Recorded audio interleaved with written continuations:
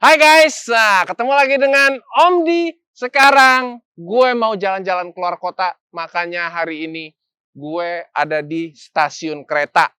Nah, kira-kira gue bakal kemana ya? Wah, loketnya sepi tapi ya, loketnya nggak ada orang ya. Tapi ada tapinya. Ini bukan stasiun Gambir beneran, atau bukan stasiun kereta beneran.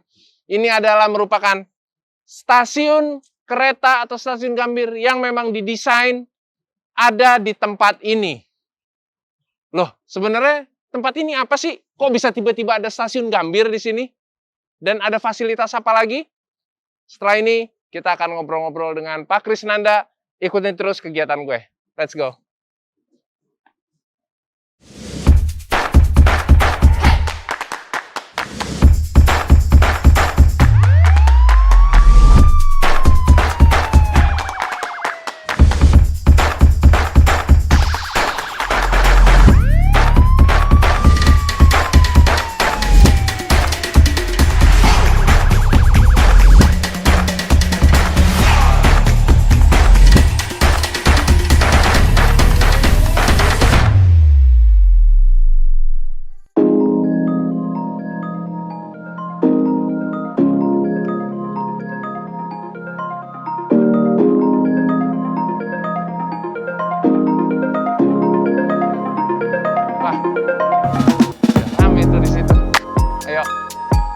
Pagi Pak Kris. Pagi Mas. Pagi Pak Arman. Sehat-sehat? Sehat. Alhamdulillah. Nah guys, sekarang udah bareng sama Pak Kris dan Pak Arman.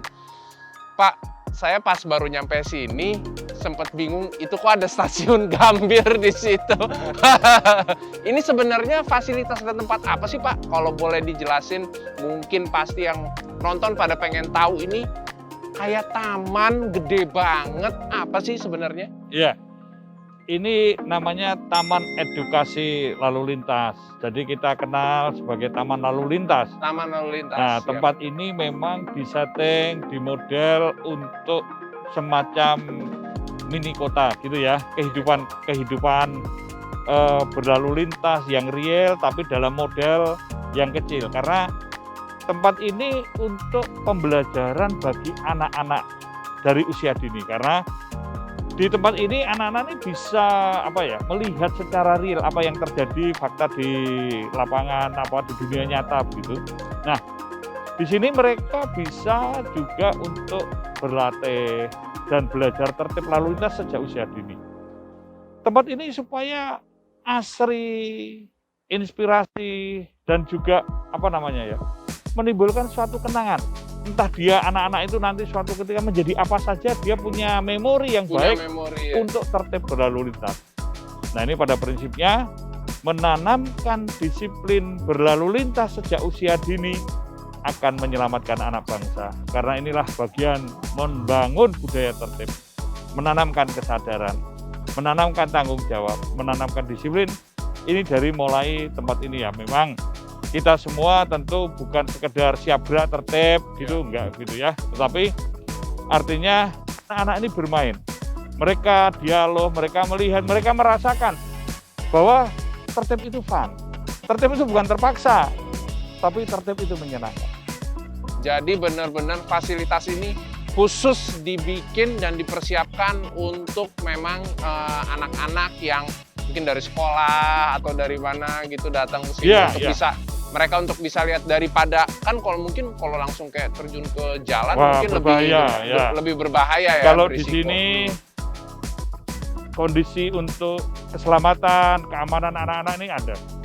Dan kita dari Polisi Lalu Lintas mempunyai banyak program untuk anak-anak, dari cara aman ke sekolah.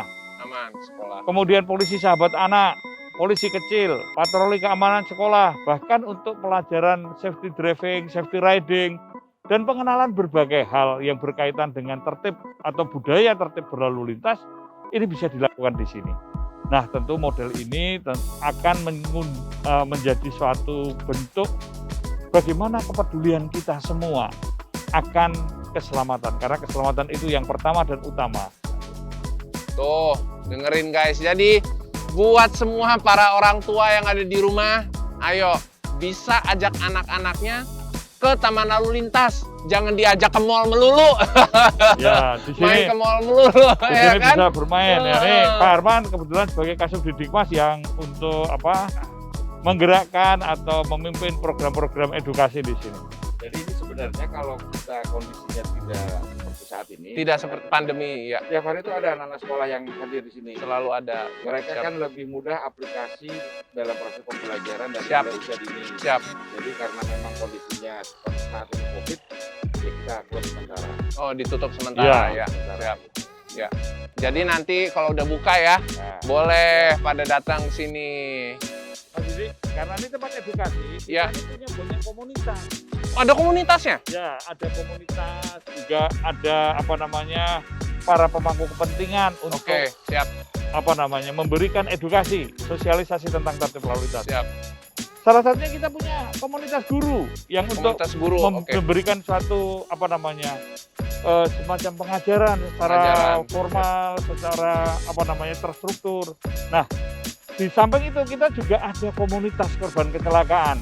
Korban Nah, kecelakaan. Oh, itu ada komunitasnya, Pak? Ya, komunitas Saya baru korban tahu kecelakaan nih. ini sebenarnya merupakan kepekaan kepedulian kita bahwa korban kecelakaan itu cukup besar dan banyak. Mereka ini akan menjadi bagian untuk kampanye tertib berlalu lintas juga. Karena kita juga sadar korban ini bukan hanya yang menderita kecelakaan, tetapi yang keluarganya, orang tuanya, atau siapa saja yang menjadi korban kecelakaan. Mereka terdampak akan itu. Dampaknya sampai ke Ya. keluarga juga dan lain-lain. Nah. Ini kebetulan ada Mas Burhan. Oh, Tolong berhenti ya, sebentar. ini. Ya. Wah, ada boncengannya di samping nih. Nah, ini Mas Didi sebagai anggota komunitas korban kecelakaan. Nanti kita ngobrol-ngobrol sama Mas Oh, Burhan di gitu. sini. Siap. Mas Burhan mau kemana, Pak Burhan? Mas Burhan, Oh, mau pulang. ngobrol sebentar ya. Ngobrol sebentar nggak apa-apa nih ya. Ya. Jadi Pak Burhan merupakan bagian dari komunitas korban kecelakaan. Oh gitu. Ini memang didesain Didesain khusus, seperti ini ya. didesain Ah, ya. khusus ya. Sehingga tetap bisa beraktivitas walaupun sebagai penyandang disabilitas begitu. Oh gitu. Siap. Nah, oh ya, silakan, iya. silakan. Ini perlu bisa.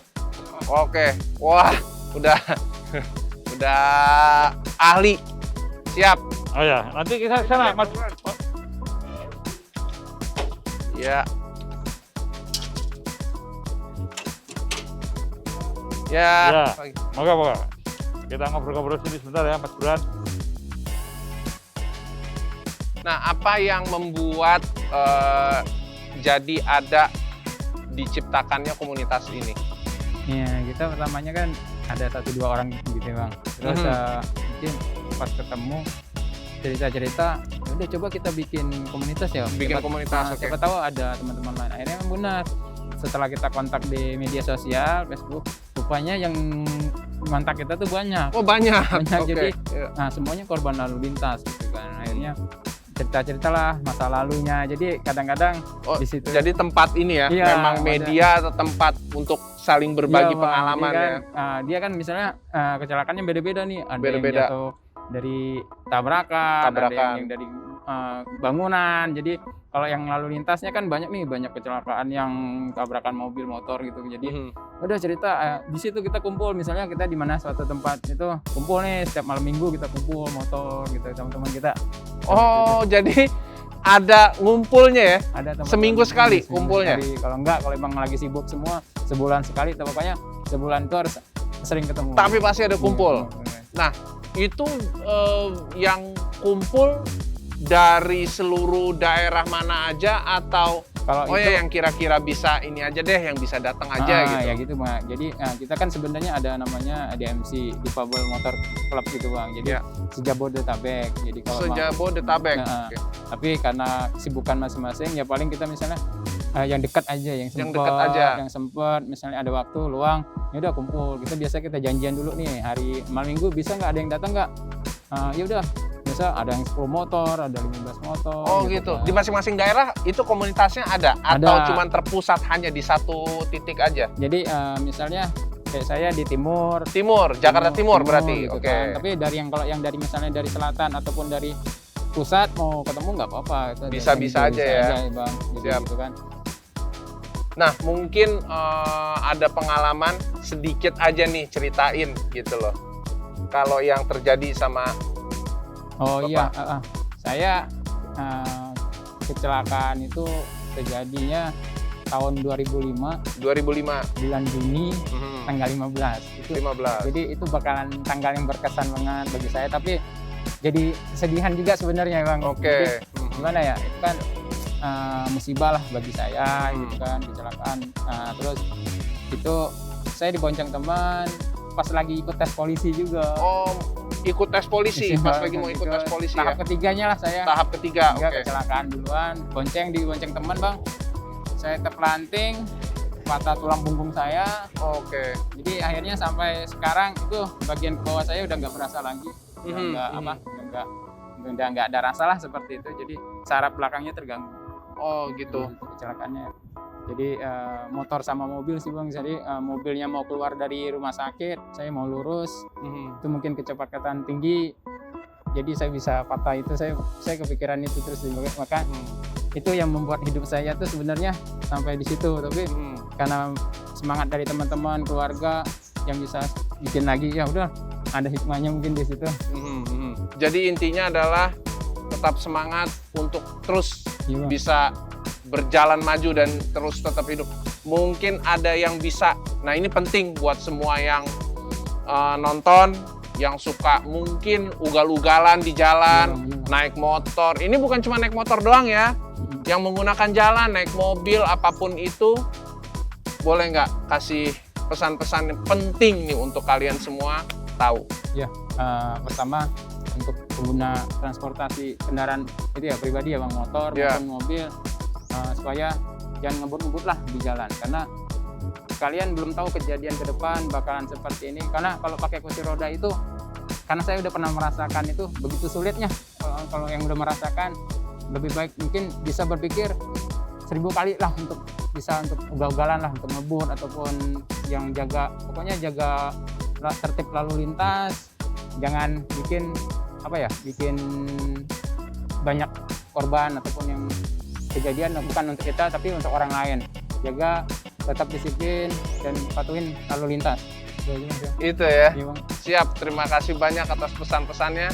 Tuh, ingat, yang paling penting adalah tertib berlalu lintas itu sebenarnya bukan sebuah apa ya, harusnya Bukan jangan kepaksaan ya, bukan bukan terpaksa, keterpaksaan, ya. tapi ada kesadaran. Karena kita berlalu lintas ini tadi yang Mas Subhan sampaikan bisa menjadi korban, bisa menjadi pelaku yang merusak, menghambat, bahkan mematikan produktivitas kita dan orang lain. Nah, tentu apa yang disampaikan Mas Subhan, pengalaman-pengalaman ini, komunitas korban kecelakaan di setiap wilayah ada kelompok-kelompoknya. Kita mulai membangun ya, artinya pada konteks ini membangun kesadaran yang paling penting karena sumber daya manusia aset utama bangsa. Nah, apa yang dialami Mas Subhan menginspirasi kita tetap semangat, tetap tertib. Ingat, jangan sembarangan. Jangan melakukan pelanggaran sekecil apapun, berusahalah tertib karena dampaknya luas, dampaknya besar. Dan ini menjadi pembelajaran buat kita semua tentunya untuk peka dan peduli akan keselamatan bagi diri kita dan orang lain. Yes, itu dia. Terima kasih banyak Pak Kris, Pak Arman, Pak Subhan. Terima kasih banyak. Ingat guys, yang pakai jalan bukan cuma kita sendiri. Ada orang-orang lain juga yang pakai jalan. Stop pelanggaran, stop kecelakaan, keselamatan untuk kemanusiaan. Stay safe, stay healthy. Sampai ketemu di next episode.